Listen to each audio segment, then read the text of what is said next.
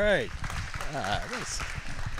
Hey, thank you very much. Appreciate coming here. Yeah, I haven't had to do this because of COVID. I kind of got shut down doing programs. But yes, I live at Put-in-Bay, but we did spend 4 years here in 1997 and 2001 because we had 2 children and we wanted to get them off Put-in-Bay so they could experience life in the real world, more extracurricular activities and such. Of course, I was born in Avon Lake, lived in Avon Lake, and we always went to our cottage at Middle Bass Island. My father, Edward Brohl, he's the 3rd generation Sanduskyan, and they had Brohl and Apple Plumbing. So, yes, but my grandfather didn't want my dad to be a plumber, so he wasn't a plumber. But, every time we'd go to Middle Bass Island, we always had to drive through Huron. And ever since I was born, I love boats. I think I came out of the womb loving boats because I could make a boat out of anything. I could make it out of an ashtray, an ice cube tray. It didn't matter. I had my parents get up in the morning and stepping on little wooden blocks of boats. So, anyhow, we lived on the water in Avon Lake. Always watched the ships go by. Always trying to figure out what company it was. Each stack had its own design. And then we went to Middle Bass Island. Got to be on the water there. I used to hang out at the ferry dock at Middle Bass Island. And the first slide here, it's not very clear, but that little guy there is me. And there's some of the old Miller Ferry Line, one of the old Erie Parker boat line. And this gentleman, which I'm sorry isn't there, I used to go down there and catch the lines. So I got to know all the guys on the ferry boat. They'd throw me bubble gum and pop, and I was living on top of the world. So all I wanted to do when I got older was be a ferry boat captain. So I graduated in 1975, and first of all, is there any sailors here? Is there any merchant sailors? Is there pleasure boat sailors? Okay, good. And any boat nerds? All right. So, obviously, you're driving through Huron, and I wanted to see if there's a boat at the Huron Overdock, and so I knew them all. And in fact, the first time I was on a boat, I got on at the Huron Overdock and got off at Huron Overdock. Anyhow, so this is what I did. I would go down to the dock and watch the boats come in. They'd throw a line, and I'd put it on the spile and thought I was pretty cool. So in 1975, I graduated, and I worked for Miller Boat Line. I just got out of high school. The next day I left Avon Lake, I was on that boat, the West Shore, running from Middle Bass to Catawba. And of course, it's no longer there. We used to load the cars by hand, lift planks, drive cars, and pack them real tight. And it was pretty cool. I thought it was nice. So I did that in 76. And then 77, they put me down in a bilge, and they gave me a scraper and a paintbrush and no ventilation, no nothing. And that's why I got to think, well, maybe I should think about doing something else. So my father came and said, there's a maritime school up in Traverse City, Michigan, where you can go to a 3-year program and you get your license. And on the Great Lakes, you also have to be a licensed pilot, which on the deep sea you don't have to have. If you go on the coast or whatever, you notice that the pilot will always come aboard. Well, we don't have to have a pilot because we're all licensed as pilots. It's a very extensive examination. But anyhow, so I went to the Maritime Academy. At that time, they didn't have an operating training ship. We just had a bunch of boats that sat at the dock. But anyhow, it was a 3-year, year-round program, and you would spend 9 months on a merchant ship learning the job. And we were pretty green when we came out of that school. In 1979, we graduated, and there I got my license, and it's a week-long exam.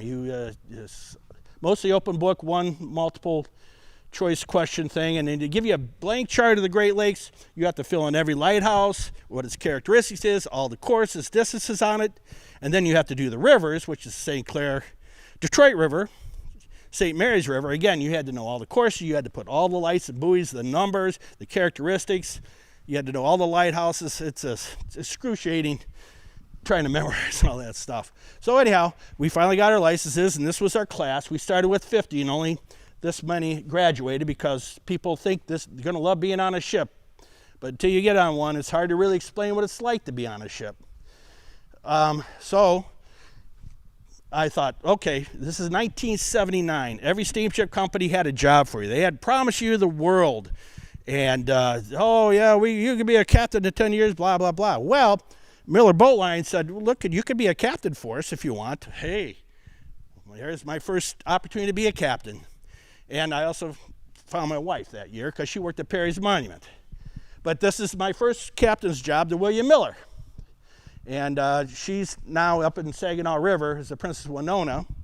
And thought that was pretty cool. But I knew at Labor Day I was going to ship out. And Interlake Steamship Company, based out of Cleveland, had a job for me. So my first, that was my first captain's job. My first single screw boat I got to learn was the Put-in-Bay, the second Put-in-Bay, not the steamer Put-in-Bay. Now there's another Put-in-Bay.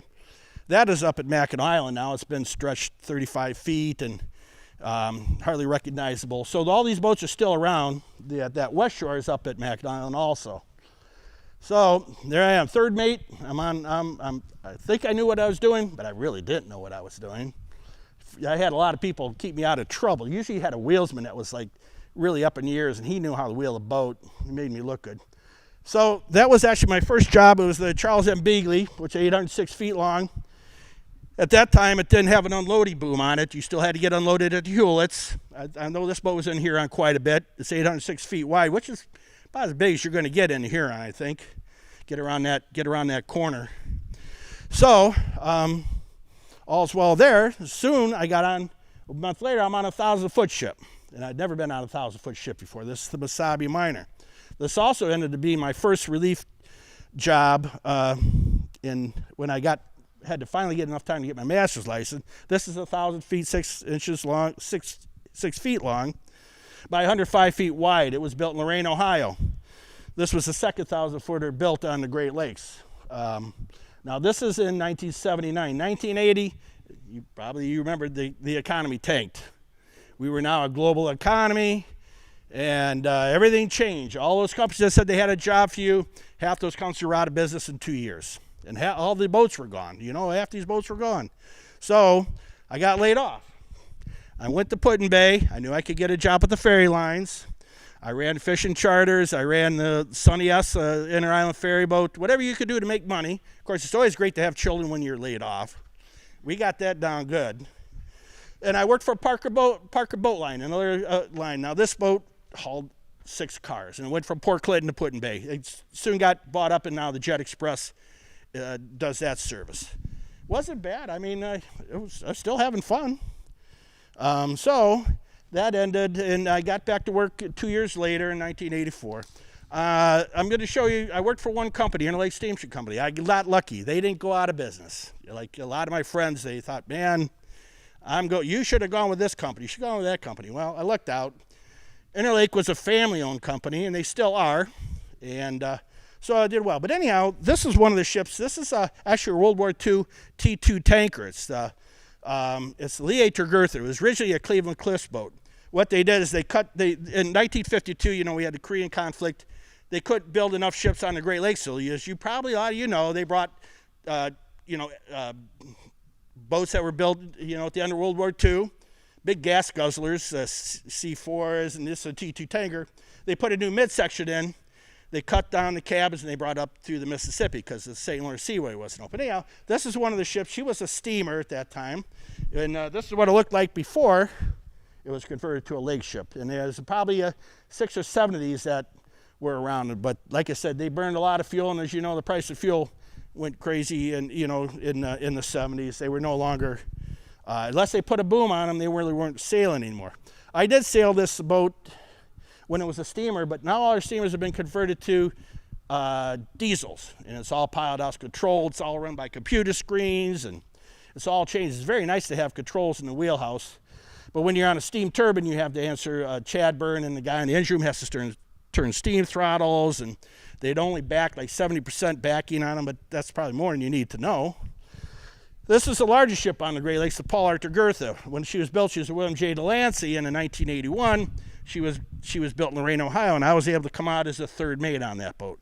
This boat's the one that has all the passenger quarters, guest quarters. We had a passenger porter on there. We had a galley up there where people got served food, all the booze they wanted, and it was and it entertained all the executives. Now they give rides on this boat, but they usually donate to fundraisers. And our company is very nice to donate a couple of trips to our museum on Put-in-Bay, Lake Erie Islands Historical Society, Because already somebody asked me about, how do I get a trip on a boat? Pretty much you buy a raffle ticket. Or if you order like 100,000 tons of limestone, that's another way to get on there. If you got enough room in your driveway for it. So this is the largest ship by 7 whole feet, because it's 1,013 feet long, 105 feet wide. This is a look in the wheelhouse. That's me in the back. I'm kind of fast forwarding because you have to get enough time as a mate before you can ride an unlimited tonnage license. So in 1987, I was able to achieve that, and I had to wait my turn, and then I went relief captains. And this is the Palter Gertha. This gentleman here is the wheelsman. He turns the wheel. You tell him which way to go. You say start it right, start it left. Sometimes you have to give him faster, slower. Deep sea guys or saltwater guys, you say put 30 degrees left rudder, right rudder. You do a lot of confined waters. You're always piloting. You're always near land. We are terrestrial navigators, not celestial navigators. So I'm really old because we didn't have GPS back in the day. And you used to shoot visual bearings to get your distance off, figure your speed, the clock, the stopwatch, all that stuff. Now, these kids, I'm still a kid, right? They just, all I got to do is push this button. It tells me where to go. The boat steers itself from one end of the lake to the other, keeps it exactly on course. It makes all the turns. So they're taking the fun out of the job. So this is what it looks like being on the end of a 1,000-footer. Now, we had the traditional Lakers that had the forward-end pilot house, and the engine room was back aft. All the forward-end people lived up forward, which was beautiful because you didn't have to sit on top of engines and propeller shafts. All you had to do was open your porthole, and all you heard was the water in the lake. Great sleeping. Except when you're going through ice, because then it's like bam, bam, bam, bam, bam, and it gets so quiet you fall asleep. And then you hit another piece of ice, like bam, bam, bam, you wake up again. But these 1,000-footers, everybody's back aft. So this is what it's like to try to go into the pole lock up the Sioux. It's 105 feet wide. The lock is 110 feet wide. It does fit, I believe it or not. But what will you do when you come into a lock is you ride a timber. They have all these timbers along, and you just hold the bow up against it, and you kind of squeeze it in. But the hard part is you have to displace all that water in the lock, and if you're loaded, it takes a while. You got to push all that water in, and then when you get out, you got to try to kind of pull the water back in, and it's real slow. It takes an hour to get into that lock and out of that lock. Has anybody been to the Sioux locks before? Yeah, I need to say no more. And so, one of the biggest things about sailing this boat is, one of the big worries is wind, waves, fog, and ice. So this is up, we always would load, like this is Western coal. They loaded Western coal, totally opposite what it used to be. They always took Southern coal, took it up north and brought ore back. Now they brought this from the Montana Power Basin down to the various power plants. Still do it. They bring them to Monroe and Detroit. Anyhow, I'm babbling here. But this is trying to back into the dock in the wintertime. We don't use tugs. We do all our own ship handling, which is a real cool art form, I think, because ocean guys, they usually, when they get to a port, the harbor pilot takes it in, and they have to have lots of tugs to push it. We have a bow thruster.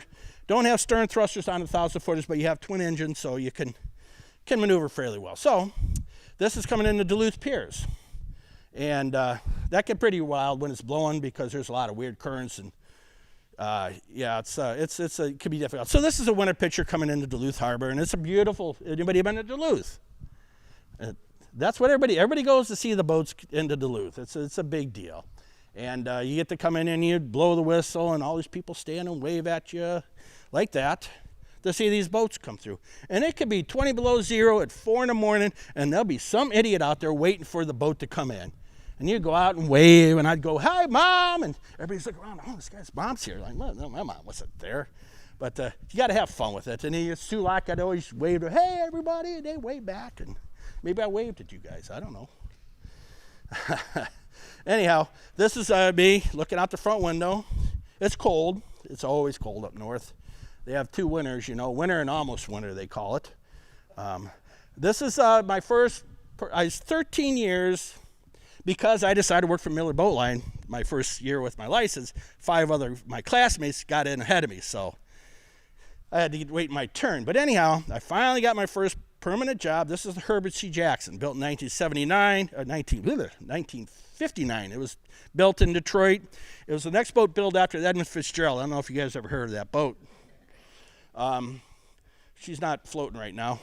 But this is a beautiful boat, and it's a beautiful handling boat. And she's been in Huron quite a bit as a straight decker. I used to come in to Huron Lime also, but I never came in as a captain. I did come in as a mate. It was our last trip, and the old Showboat was open. The Showboat restaurant right across there. First mate says, "Hey, everybody, if you want to take the workboat, you can go over and have a drink, you know." Well, sailors don't just have a drink. So, and mate, we got to get the boat cleaned up. We're going to lay up in Cleveland. Last trip, these guys came back. They were all wasted. The guys fell out of the workboat, which is a like 60-foot aluminum outboard, because you can't come up against the dock at the stone dock. You have to use a workboat to get back and forth. So they fell in the water, and then the next thing you know, couldn't get them up to work, and then they're fighting, and so that's not a good story to tell. But and I never got to bring a boat into the ore dock. I went on vacation, they came into the ore dock, and we lived there for 4 years. We lived in Huron, and I never got to come into Huron. But we went to Lorraine all the time, so that was okay. So it was a nice, easy drive, and I got to spend New Year's Eve and Christmas Eve at home with my family, briefly. Okay, so this is her again, and she's beautiful lines. Unfortunately, she was started as a coal burner, and they put a boom on it, kind of ruined it. But this is going into Port Washington. We were the last coal boat ever when they closed the power plant now. So we had an open house there. Anyhow, some of these pictures. I think the clouds up in Lake Superior are just phenomenal, So I'm just kind of showing us going underway. Probably going to go low tower in Marquette, Michigan. This is kind of a picture of our mooring winches. We use cables, and these chocks for the fair lead for your wires are called rolling chocks because they rotate around and on rollers, and they're self-tensioning winches. We use them a lot because a lot of these docks we have to shift a lot up and down these docks to load. You notice this is what you do when you're not working. You're sleeping. Prior to cable satellite TV, there's a lot of card games on the boats. You could always get a hockey game up at Lake Superior, I think, year-round, but you didn't have very good TV reception. So once we got satellite TV, all the poker games end, and everybody just goes to their room and sits in their lazy boy rockers and sleep. This is looking out into the cargo hold now because we are now self-unloaders. This would be the slopes of the cargo. You're looking down from up in the hatch, and they're hosing it out. They're getting it ready for a new product or whatever, or getting the sticky cargo to go down. This would be the unloading belt that runs down below. There's gates every 24 feet that you open and close, and you got to control the flow of the cargo because you don't want to overload the system, and the belt will break and it stops, and then you got to shovel, and it gets ugly. So, best thing about the boat, the food. If you got a good cook, you got a happy crew. And we had some really good cooks. We had some really bad cooks, too.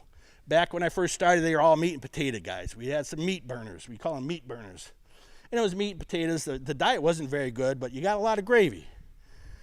We used to have like 3 porters. We'd have 2 cooks. A second cook, this would be the second cook every day. You had fresh bread, pastries in the morning, always fresh desserts, always cookies at coffee break. It's some serious belly packing, but a lot of sailors, when they retired, they all died because they were so poor health. So eventually we got like salad bars, and we got to improve our diet. We put exercise machines on the boats and for the better. But anyhow, this is a picture of the galley. This is on the Mesabi Minor.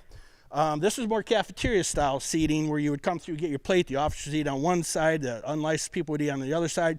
Traditionally, the old boats, you got waited on, and they had white cloths, and you used to have to dress for dinner if you were an officer. With some of the old timers, you had to wear khakis, your uniform, to come and eat. That don't have to do that anymore, but shoes and shirt are required. So anyhow, that's one of the biggest things about every day you just eat phenomenal, all the food you want. So this was lunch actually, but this was a Sunday. This dinner, he didn't cook in the Sundays. But you always had 2 entrees, always a lot of vegetables. Sometimes they were mushy, overcooked, but sometimes we were good. So anyhow, we get you might have heard about the mail boat in Detroit. How do you get your mail? Well, we used to get mail to Sioux or in Detroit. Of course, this is the only 24-hour, 7-day-a-week post office in the United States right here. So this is the JWS Scouts. They would come out alongside while you're underway. They call it mail in a pail. You lower a 5-gallon pail down with a line. They put your whatever you need, and they'll sell you stamps, they'll sell you soda pop, blah, blah, blah. We do crew exchanges. You'd have to go down the ladder. You can see a line here where he's lowering the bucket down, and there you go. That's a better picture of it. And they're still running to this day. And this is a pilot boat. They're bringing some parts because you're moving 24/7. We never stop. You work all night. That's the problem with being a captain, is because you're never the same schedule. One time you're working at 2 in the morning till 10 in the morning, and then next thing you know, you got to be up at 9 o'clock at night, and it's grueling. That's why it's a young man's job. And the Herbert C. Jackson being a smaller boat, we had shorter runs. So we would say we'd unload in Detroit, then we'd come to Sandusky and load. We take that load up to Detroit, unload that, to come back down and get another load of coal out of Toledo or Sandusky, take it up to the Sioux. Your longest stretch you had off was like 14 hours across Lake Huron. But there's a lot more to that. But anyhow, this is a picture of Herbert C. Jackson. This is the Blue Water Bridge. We're coming down off Lake Huron. There's about a 5-mile-an-hour current coming underneath this river, and it's one way now because they had a collision back in like 1972. And so now it's one way. These are the hatches. You notice they're all spaced. These are 24 feet apart. Why are they 24 feet apart? Because we'll get to it in a minute. This is the hatch crane that takes the hatches off. You have the little clamps here that they use a wrench to tighten it. And the nickname, this is the Iron Deckhand. So, where are we at here? The old Huron lightship. You used to have lightships instead of lighthouses. You probably knew that. You can go on that. That's very nice. Run by a historical site up in Port Huron. Anybody guess that sailing boat? You nailed it. Absolutely. Absolutely.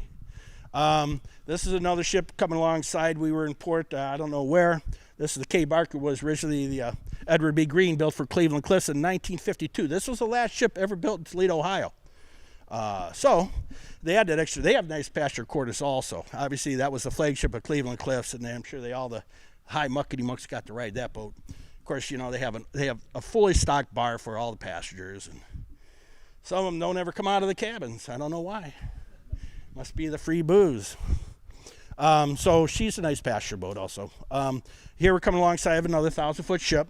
We're loaded. The steamers, the traditional boats, we don't have like 25, 30 feet of freeboard. Like when we're loaded, we'd only have like 7 or 8 feet of freeboard in the summer. Of course, they have load lines where you load lighter in the winter because of the stormy season. In the summer, you load as deep as you can.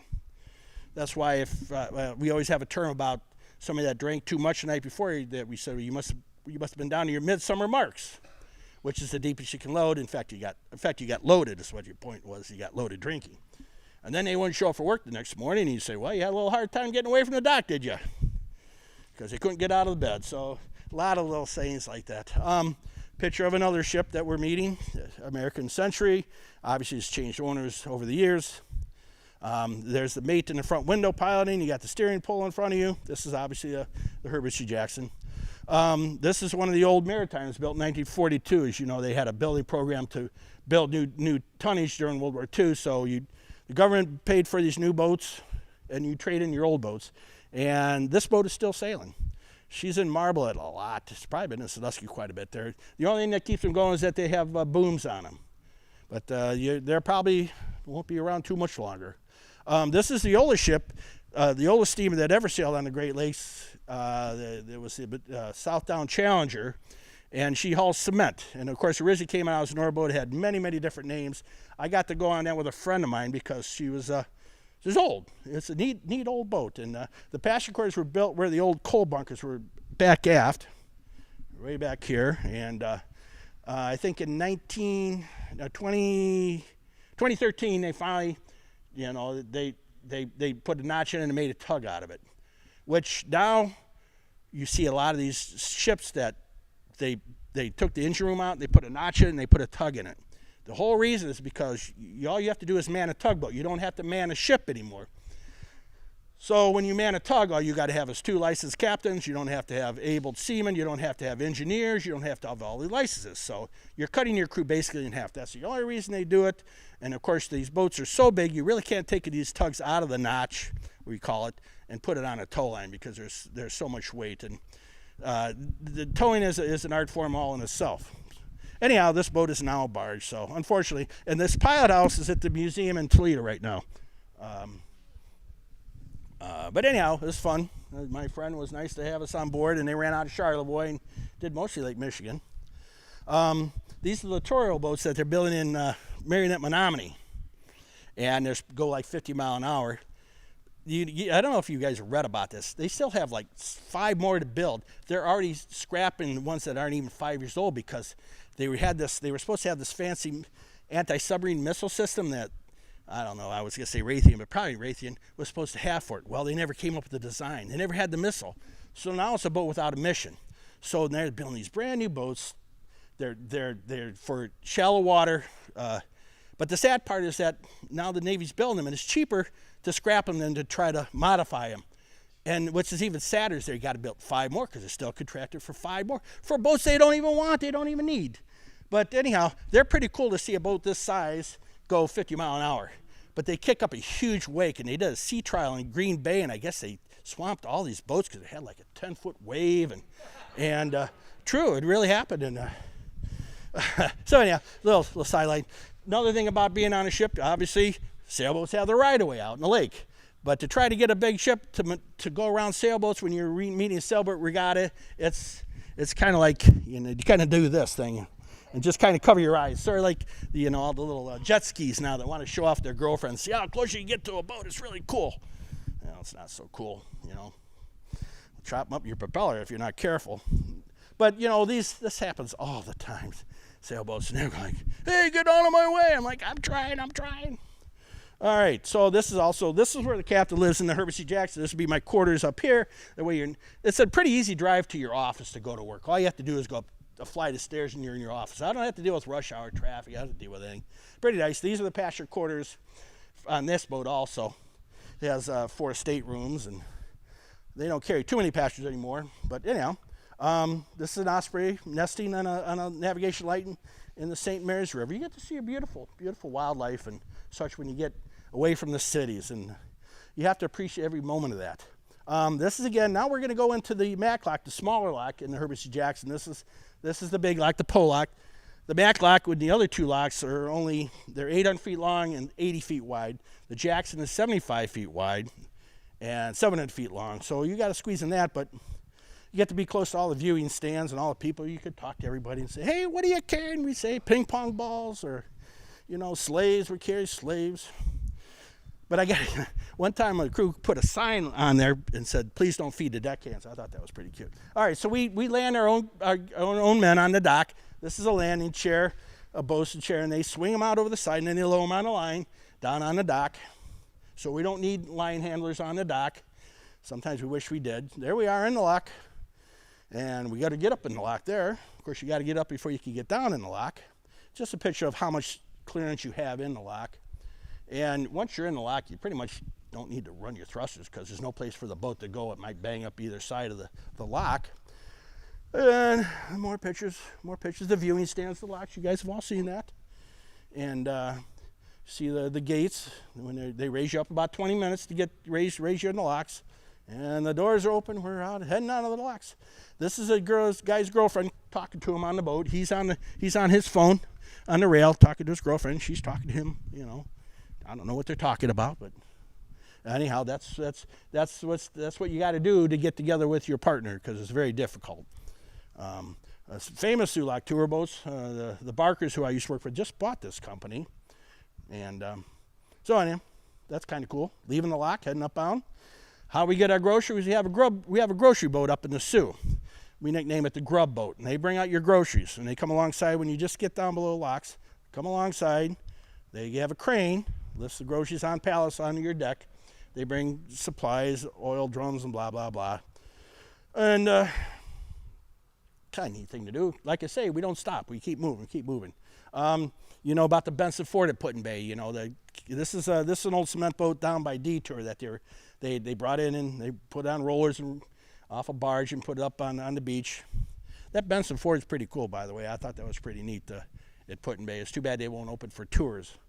Because you think of the history of that Ford Motor Company where Henry Ford was going to build a car from the ground up, literally. So anyhow, when we're out in the lake, when we get a chance, you're always cleaning, you're always scrubbing. And this is the boys rolling out some deck paint.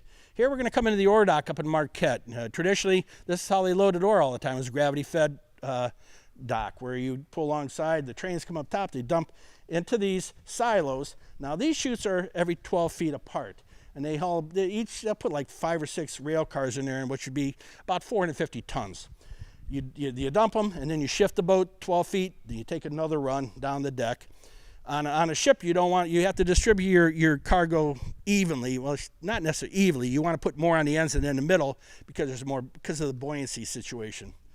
Anyhow, so when you get done towards the end, you trim with like one car, and you shift up and down these docks. They're like 1,500 feet long, and it's long, tedious, but they've been doing it for 125 years this way. But you can't really load a 1,000-foot ship at these docks. You can, but these chutes don't go out far enough, so all the cargo goes inboard, so you're going down the lake crooked. Or you turn around and you load the other side. It's been done, and I've done it. It's not fun. They have huge ore docks in Superior, Wisconsin. They don't use them anymore. So this is being used, and in 2 harbors they use, 2 harbors, Minnesota also. This is we're coming in behind another ship. This is a 1,000-footer that's unloading coal into a hopper for a power plant. One of our ships, the James R. Barker, the first 1,000-foot ship built on the Great Lakes, entirely built on the Great Lakes, because they did build that Stuart J. Court, but the stern and bow came in from the deep sea. Here we are, we're loading limestone up at Drummond Island. Loaded at Marblehead quite a bit. It's not one of our favorite places to go. It was one of my favorite places to go because I could go home. That's the best thing about being a captain is you don't have to work in port. So anytime I could get home, in my last couple of years, we used to go to Sandusky a lot, so I'd ride my bike down, get on Jet Express, go home, Put in Bay. And should have been sleeping, but I didn't. There's quite a few. Yeah, obviously, there was a lot of coal docks at one time in the lower lakes. You had one in Huron. I remember when that was running because I think I'm too young for that. Lorraine, they had Cleveland. There's only 2 docks anymore. There's one in Toledo and the one in Sandusky. They're the only coal loading docks in Lake Erie anymore. So I've seen a lot of changes in the 40 years that I had been doing this. It's kind of sad. I don't know what he's doing there. Oh, this is at night. He's looking down in the cargo. It doesn't really, not details is very good. What's this? This is a guy laying on the belt right now. This is the unloading belt down here, and he's putting hoses along the edges of these gates that unload because we're getting ready to load grain. Of course, you don't want iron ore grit in your Cheerios, so we got to make sure it's clean. Grain is very fine. It will seep through all these gates, and of course you got to be inspected, make sure they're clean. But don't blame me if you get grit in your Cheerios, because I don't work there anymore.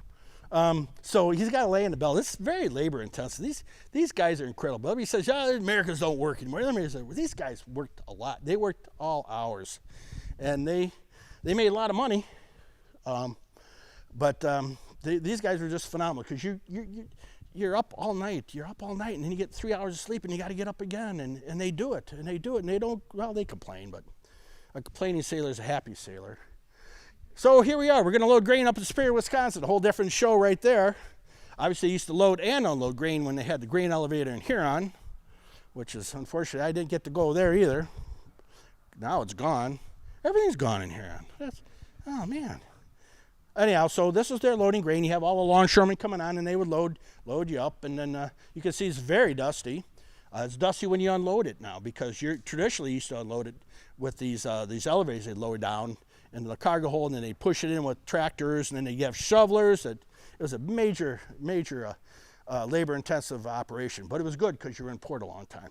Now you're not in port a long time. Less time to go up the street drinking. Damn. Here they are. They're trimming the boat. Blah blah blah. This is a bill of lading telling you how much we loaded. 553,807 bushels of grain.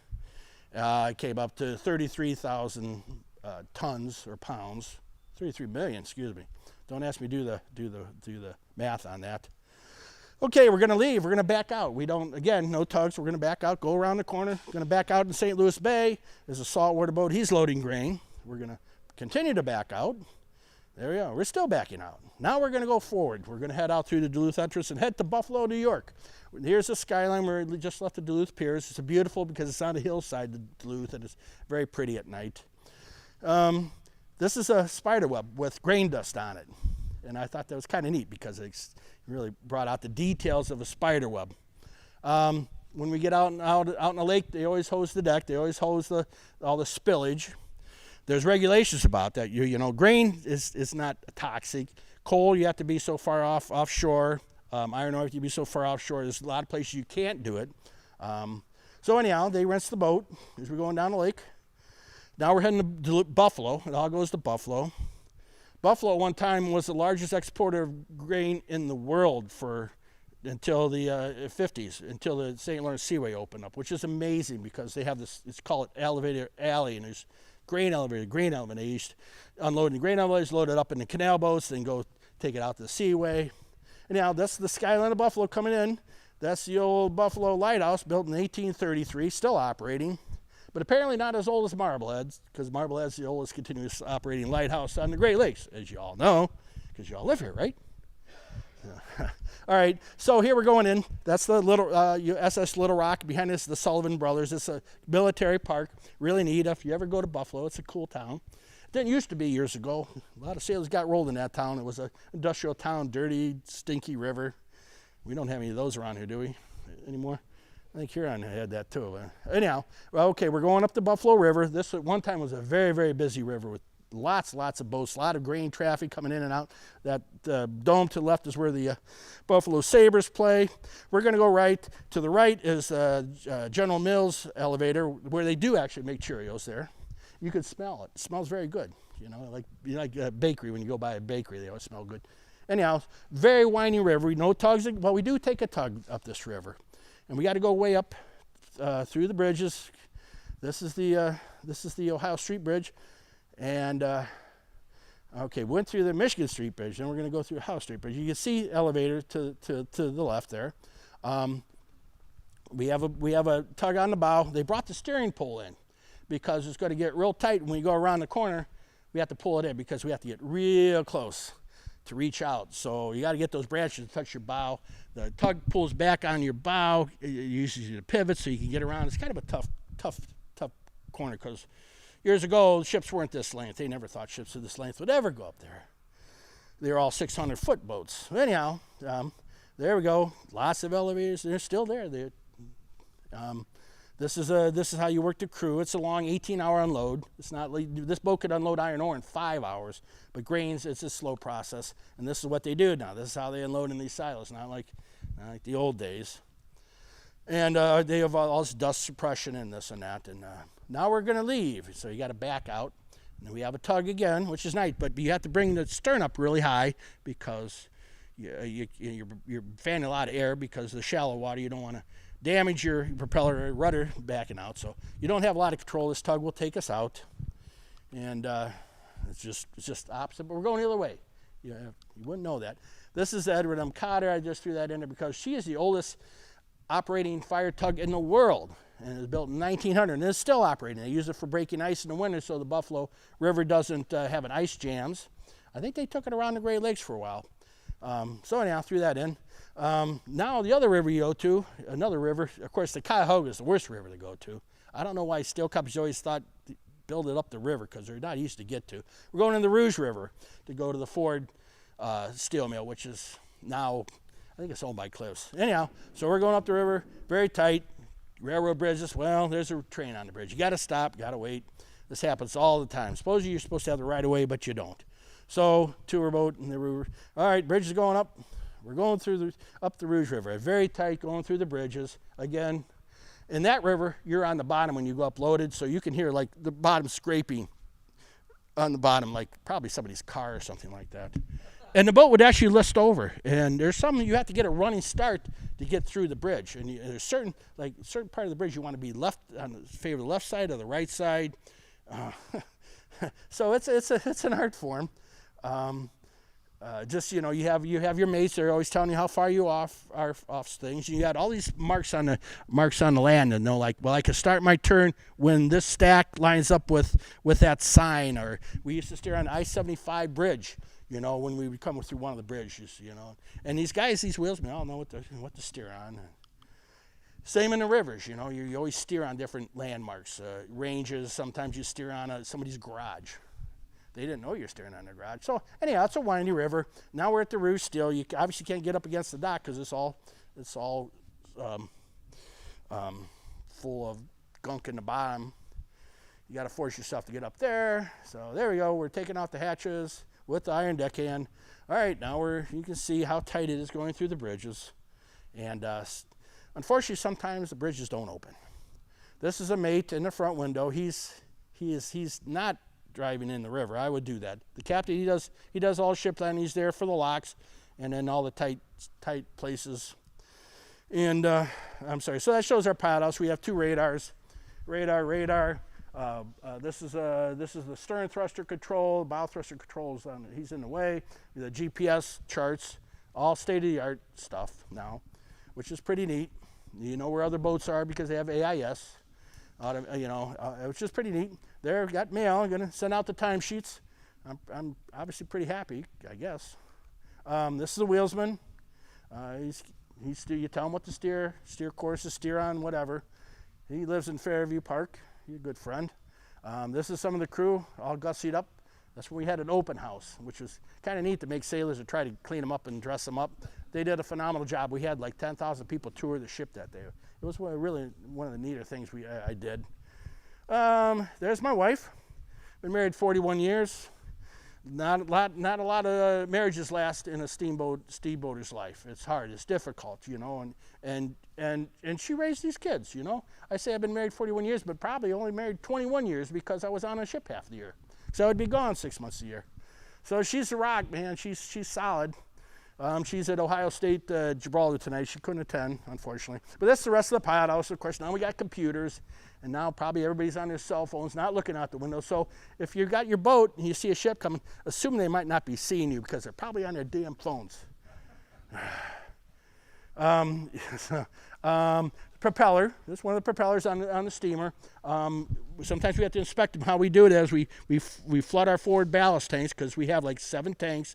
1 on each side. It would be 14. We flood the forward tanks, pump out the after tanks. We can inspect our propellers or wheels, as we call them. There we are. We're in ice. Wonderful. It's awful. It's even worse on 1,000-footers. Here we're breaking ice. This is a terrible winter in the St. Mary's River. You have escorts taking you up and down, making the turns for you. This is the newest Mackinac. She's very maneuverable, but she's not as beamy as the old one, which was built in 1944, which is a museum up in Mackinac City. This is a buoy tender, which are also not considered heavy icebreakers. They were built up in Marionette, Menominee. Again, a 140 convoy. Sometimes you have to convoy to get across the lake because it's the whole lake is froze. Lake Superior, Lake Erie, it's not a big deal, It's because we freeze a lot. This shows us going through the ice from the bow. Steam is probably very cold. You can see again, that's snow. That's what they call hoarfrost because it's like 10, 20 below. And you have the fog, the sea fog coming up around the boat. I think here it's actually a warm day. It's only 5 degrees, which is pretty warm for Lake Superior in January. It's called a blood money. We have to work that time of the year because nothing works. Everything breaks down. Crew's in a miserable mood because they all want to be home. And this is the largest icebreaker. This is the largest Canadian icebreaking asset, the Risley. They also can do buoy tending and all that sort of thing. You can see a lot of the ice buildup on these ships coming out of the locks. The case of J. Callaway, a U.S. steel boat. More ice. That's the White Shoal Light. Used to be the brightest light on the Great Lakes. That's in the Straits of Mackinac on the west of the bridge. They always nicknamed the barber pole. That's always a lot of congestion there in the spring and the winter. More ice. You can see the ice accumulation. What they do, we got to get that ice off because it adds a lot of weight to the boat. Also, it affects the stability. So they have boilers that'll get going and they'll have hot water hoses to melt the ice. Or they got these big, giant wooden mallets to pound the decks and break the ice up. It's because if you can't get the hatches open, you can't load the boat. So then you're kind of in big trouble there. Another picture. That boat's in Huron, in Marblehead about every other day. That American Courage. Interesting cloud formations, like I said, in Lake Superior. So that's what I'm kind of showing. That again, waves, wind, fall. You're always worrying about wind, waves. What's it going to be like when you get to the other end of the lake? If you're going to get to the other end of the lake and you can't get in the port, what do? Turn around, go back? Can't do that. So you're always trying to think ahead, because you got 24 hours to get across Lake Superior. And where you're going to hide, where you're going to get a lee shore where you can you get a good ride out of it. But they have anchors on boats, and I'm not afraid to use an anchor, because maybe the Fitzgerald should have used an anchor instead of going out. But back then, that was a big modern boat, and they could go through anything until they couldn't go through anything. So to give you an idea of the size of waves coming over the deck. Probably wish I had dropped the anchor that day. Fog. Fog is another enemy. We've gone up and down the rivers, not ever seen the shoreline. And you can't even see the stern of your boat because the fog's so thick.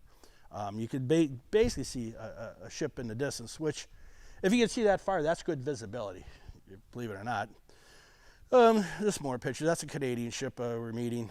More fog. This is up in the Sioux. You get a lot of fog up in the Sioux River, especially around 4 in the morning. That's the Herbert G. Jackson. She is aground in the Saginaw River. We had that in 2009. We had another recession again. And so I got bumped back. And the guy that relieved me immediately put that up on the bank and blocked the river. And I got off. I said, I can't take it. Anyhow, Rouge River. They thought the boat went through the bridge. This bridge tender dropped the bridge on the ship. And this is what happened. It was the Jefferson Street Bridge, the first bridge when you come into the Rouge entry. The bridge tender was basically drunk. Well, it was drunk, and no longer is a bridge tender. Ruined the bridge. They had to build a new one. Just kind of, fortunately, I wasn't on that boat when that happened. It was the Herbert G. Jackson. So what's the nice thing about the lake? I mean, you get up north, you have beautiful sky. You don't have any light pollution. You have stars. You have the northern lights. It's incredible. 4 in the morning, you get the northern lights just shooting across the sky. You have beautiful skies. That light is not a planet. That's actually the range like the stern. So that is a moon. You guys probably know that. There's another moon. But we have all the deck lights on. Sunrises. Never get tired of sunrises or sunsets. This is a winter sunrise. Of course, in the winter, when you get up north, the days are short. You only probably have about 7 hours of daylight. Now, during the summer solstice, you probably only have 4 hours of darkness, because you get up in Lake Superior, it doesn't even get dark till 11:30 at night, and it's starting to get light by 4 in the morning. So that's why summer sailing. I say love summer sailing because it's light time. Daylight's always great. This is just common. Water spouts, more sunsets, sunrises. It goes on and on and on. Not a bad job. Not a bad job. Detroit River Light, entrance to the Detroit River. You had to follow the guy came down. When you get a half a mile, you're supposed to turn. He didn't turn. He ran right into that, dead on. He no longer is working, but it was sad how accidents happen. If you do something long enough, something happens. Do you know the difference between a fairy tale and a sea story? You heard this joke? Okay. A fairy tale, starts once upon a time. Sea story is, this is no shit. Yeah. I had to make sure there's no kids around here. Anyone talk dirty. This is north. All the ships go north of Pelion because that's where the deep water is. Even though it's not that deep, because a 1,000-foot ship will cavitate. We can't even go full speed till we get east of Pelion, because you're feeling the bottom, you're cavitating. The boat will shake in shallow water. You'll shake everything apart. So anyhow, this is middle ground shoulder, Pele Passage Light. Canadians are the ones that always have the helicopter pads on. That's Fort Gratiot Light. Again, I'm sorry. That's the head of Lake Huron, or Lake St. Clair, Lake St. Clair River. Blah, blah. So that's also a beautiful lighthouse. This is Southeast Shoal. You guys have boat, you might have seen that. It's all rock. Rock's not very forgiving. So you don't want to get off course there. That's why there's so many shipwrecks in the west end of Lake Erie. but they're all covered with mussels. Obviously, the some old pictures of this is probably in Conneaut of the old-fashioned way of unloading boats. These were leaf hatches. They always had to tarp them after they put every single one on, and didn't have an iron deckhand. Another old picture. Now the ore dock here, was that nickel plate or was that B&O? What do you guys know what that was? Was it nickel plate? Okay, that's what I thought. But I thought it had like the B&O Railroad or something serviced it. But, all right. Anyhow, another really old picture. A lot of labor intensive. These were old wooden hatches. They had to literally lift them on. The hatches were all, again, spaced evenly apart for the loading docks, the ore docks. And that's it. These are all the contributors to this wonderful program. And I think that's about all. You can all wake up now. It's all good. You get a meeting now. But I guess I'm going to answer questions. Do you have time to do that now, or you want to do it later? Okay, make them easy because I'm not real smart. Yes, sir.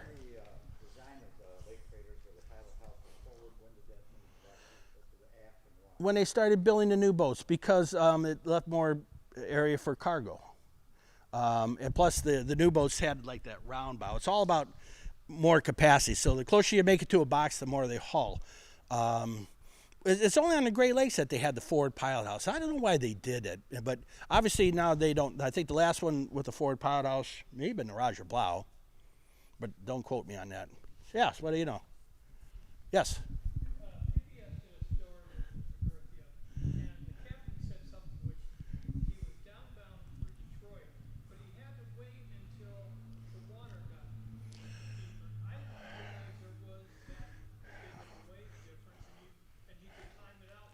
Well, yeah, you're going to anchor in the Detroit River because you got to go to that Livingston Channel. Well, everybody knows when the wind blows hard out of the southwest, it will drop up to 6 feet in Toledo, and you only sometimes have like a foot and a half underneath your hull, and so that's always very nerve-wracking. Same with up at the Sioux River. You have to go through a couple of really tight passages called Rock Cut, and you have a fathometer, and the red light comes on, saying like, and that's all rock, and so yeah, you have to anchor. It's too shallow. Yeah, it's same with in Buffalo. When it blows southwest, they have water over their docks, because it's so high there. It's just opposite effect. Yes. Anybody? Yes. I heard you talking a lot of scraping, both on the sides and the bottom. Yes. Boats inspected every year? Every 5 years. Every 5 years, and I've gone under when they've done inspections. You'd think there'd be damage. There isn't any damage. Of course, it's pretty solid on the bottom, but. Yeah, you think when the boat's actually listing over, because they have these lights on to tell you, so the boat's always in trim. When they load it, the loaders want to keep it on even keel. So, yeah. But yeah, that's a weird scraping noise. It was like that when I remember going up the Cuyahoga River, man. Not to mention all the sludge and smelly stuff. The thrusters would come up from the bottom and all these dead fish, and they'd go through the thruster and they stunk too. Terrible. Well, when I first started, there was around 26, 27, and then when we came through the recession in the 80s, we had to be competitive. So they dropped it down to about 19 on the ships, and with them being converted from steam to diesel, they have an unmanned engine room now, so you don't have to have an engineer on watch. They work days, but they'd be on call. So yeah, it's all about getting the crew size down because there's only so many expenses you can control on a boat. Well, what we have is 3 mates, and then we have a captain. The mates will work 4 hours on, 8 hours off. The same with the engine room. They'd have 3 engineers that worked watches, and they'd have a day engineer, and then the chief, who would be kind of work the same time the captain does when you're in confined waters, making docks and departing docks and the locks. And then usually the day crew, like the deckhands, they work regular 8-hour day shift, except that we're going to be in a dock at night, so you have to save their hours so you don't get into overtime, and then it gets a little tricky. All the pictures about the ice. Yeah. What's the threshold that they can't go through the ice? Well, if it's you got blue ice. Who goes? If you go or you don't go? Yeah. That's the captain. Oh yeah. You sign your name on that piece of paper, man. You're the first one that's going to be in front of a Coast Guard inquiry. Why did you do that? Well, because you don't make money with the boat stopped at the dock. You don't make money when it's sitting waiting for weather. You always got that pressure on you, because you got to keep that boat moving. Well, you get stuck. Well, then you call the Coast Guard. Said, well, I need an icebreaker to help me get out, particularly in the rivers. But the thickest ice, that ice in the first ice is always very hard, that blue ice. But in the spring, it breaks up and it turns into slush, and then the boats keep pushing it, and it keeps banking up and banking up. So you'll have ice underneath your hull, and you can't move. You just can't move. It's real sticky. There's no place to move. Well, there's plate ice, you can push that to the side, but slush ice, you really can't move it anywhere. That's why when you had a big icebreaker like the Mackinac, the old Mackinac, she'd be on your stern, and when you make the turn, she would push the ice away, so your stern had to wait, you could move to make the turn. And then they'll say, okay, you got it, and then they leave you, and you had 2 more degrees to make the turn, and they're like, oh, you got to come back now, and it take 4 hours to make one turn in a river, particularly the St. Mary's River, when you have to go around Nebishana, because they're all like hard turns. And yeah. Every 5 years you have to renew. And I just renewed, but you have to have 1 year of service in 5 years, and I didn't have it, so I had to do an open book test. And I hadn't taken a test in a long time, but it was open book, so I passed. So I'm going to get my license again, but I don't know if I'll use it. I'm supposed to bring the new Miller Ferry down in 2022.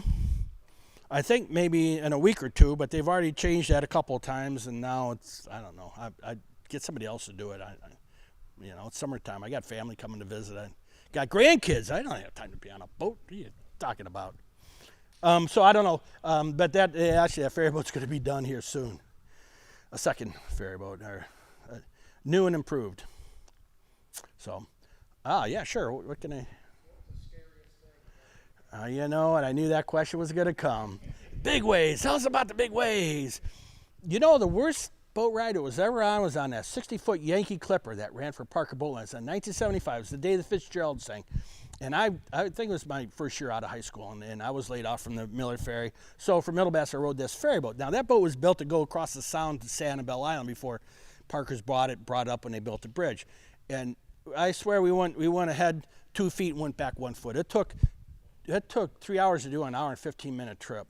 And all the cars were scooting around, and things were flying, and all the other boats quit. That was the worst ride. But in 1984, I had been laid off for a year and a half, and they called me out to go out around Christmas. Can you believe it? People want to go home for Christmas. And we started cracking in half. But we weren't loaded. We were light. But we had this captain loved to go fast, and he'd tell you, we've been so lucky we didn't have any rough weather all winter, all fall. Well, they got their butts kicked all the time. Well, she started working so much because it was a very fast boat. It was a boat built deep sea, Elton Hoyt II, and I was a third mate, hadn't worked for a year and a half, and the deckhand's coming in. We're thinking we're going to go down, and I'm like, we're not going down. It's 10 below zero. I'm not going anywhere. But they were walking. They have these walk tunnels under each side below the deck, so they could walk from fore to aft without being out in the weather. Years ago, they always had a line from the forward mast to aft mast where they would take a line to keep you from getting washed over the side. But anyhow, short story long, they saw the daylight because they were walking the tunnels. If it had been nighttime and no one would walk it, we could have kept working and working until she snapped in half. But then I couldn't tell you the rest of the story. So, but that was pretty scary, and it was just before Christmas. And then this is in Lake Huron. So we had a Coast Guard escort. We stopped at Detroit River. They welded channel iron on the deck, and it was a really, really cold winter. I think it was 1983. So they said, okay, you got to take a tug escort to Ashtabula. We're going to lay up in Ashtabula. So we went through ice until we got to Piedon, and they got storm warnings up. Well, this captain, he lives in Ashtabula. He's going to be home with his happy Hungarian wife, and so we're going to go. And the tug says, I'm not going. So we got to Ashtabula. It was too rough. We sat for a day and a half with 2 anchors and rolled and rolled and rolled after all this stuff we had to deal with. And everybody's on pins and needles. So we finally got in Christmas Day. People that didn't even drink went up and had a drink that night because we were so happy to be home. But you know what? That was worse. Ever since then, my company didn't like me too much because I probably anchored too much. I had to anchor a 1,000-foot ship, which I maybe didn't need to. So I was a little shell-shocked from that. But yeah, that's a comic. They want to hear about the big waves. Big waves. Before that, prior to that, I thought it was pretty neat. You just slow down. You just slow the boat down. You can tell when the boat starts bucking, and you can stand on the end of a 1,000-foot ship and watch the deck, and it probably goes up about 7-8 feet, but it's a 1,000-foot length. You could go in the tunnels and watch them creaking, but they're made to do that because they're strengthened longitudinally, not horizontally. So they're made to work in a sea like that. But you don't want to work too much when you start feeling like bucking like that. We got to slow down. You gotta know your boat. So that's my biggest sea story. That's no shit. Okay. Were you able to take Lisa along? Oh yeah, anytime. As captain, when you're an officer, you could have them for 2 weeks a year, but it only could be from I think May 1st to October 1st. Our company was the first and probably the only company that let unlicensed people have their spouses or family aboard. It wasn't always easy because you had to share a bunk or something like that. Not real comfortable, but it was very nice because when you spend your whole life doing it, it's nice that your family could share, see what you actually do. So yeah, but once you're captain, she could ride all the time, and she rode all the time because she could eat. She had it made. She slept all the time. She ate. She didn't have to do dishes. And of course, they always try to suck up to the captain's wife. Oh, we brought you some cookies, and right now I don't rate very high anymore. So she rode a lot. She loved it. She still wants to go out on a boat ride. We had a Canadian female captain sailed the Canadian line in the 70s. Lillian something else. She went to in Canada. They have Georgia Bay College. That's their equivalent of the Great Lakes Maritime Academy in Traverse City. And I think there's one other female captain on the Great Lakes. And we had some really phenomenal female officers, but it's kind of like you just want to make money to do something else. Sometimes they meet a sail and get married. That's happened, but it's we get a lot of females, in the galley. We get some female deckhands, a lot that go to the Maritime Academy, but some make a career of it, but not a lot. No reason they can't. There's no reason they can't at all. But U.S. boats versus Canadian?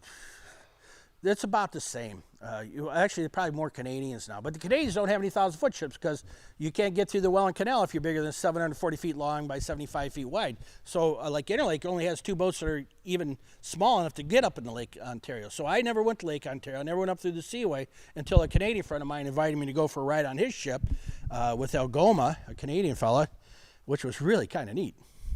Get to go up to Quebec City and up to... Oh, yeah, 52 maybe, 52 now, maybe 48. A lot of boats didn't sail this year. A few more boats haven't been out. It was kind of slow out of the gate, and then the COVID thing kind of hurt business. But the worst recession was that one in the 80s. We went from 10 boats to 2, and I didn't know if I was ever going to get back out. A lot of people left the industry after that and never came back. But yeah, it's we're back 75 years ago there was hundreds of ships. As far as the eye could see.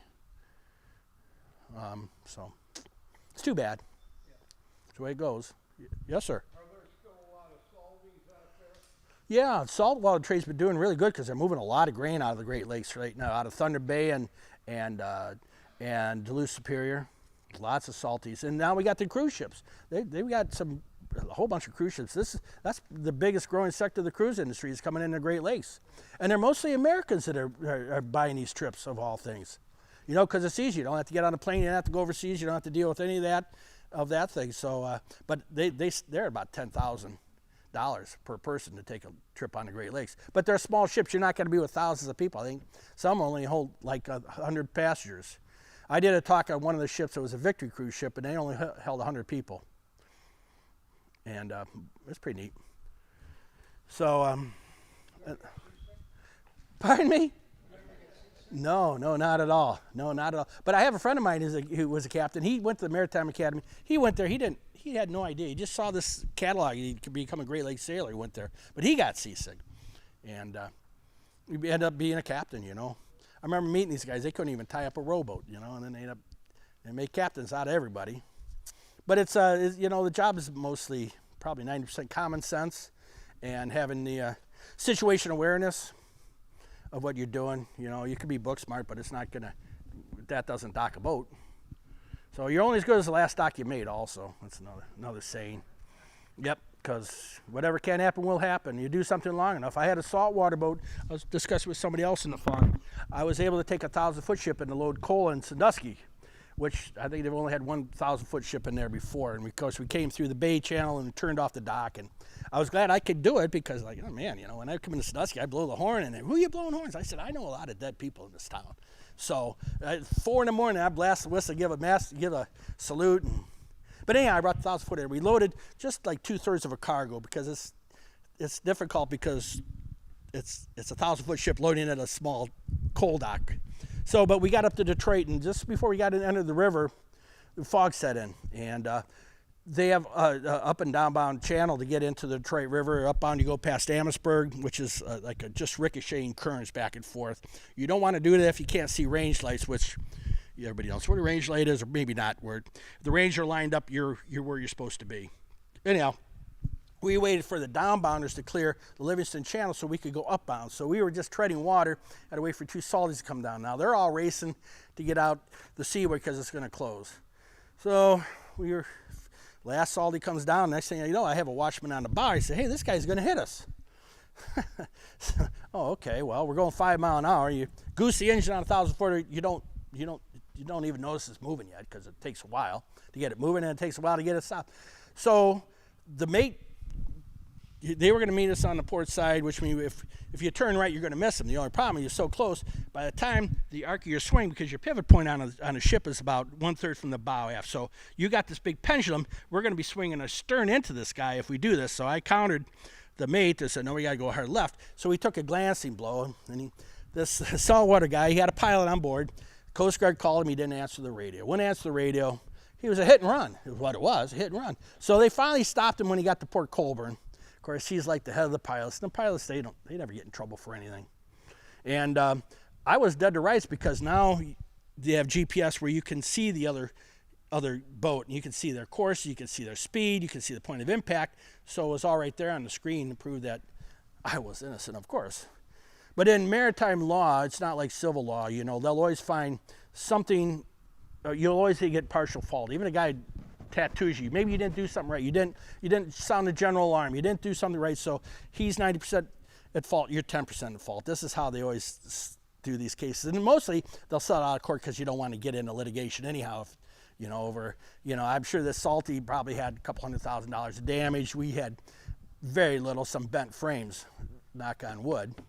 And but that's kind of scary, seeing a guy come out of the fog, gonna hit you. Ruined my day. Yeah. What did they say? Collision at sea ruins your day? True story. Don't let it happen to you if you can avoid it. And of course, you guys all know, you have to assume any pleasure boater doesn't know the rules of the road. So you have to assume that they're not going to give away when you're the privileged boat. So just stay out of everybody's way. Yes.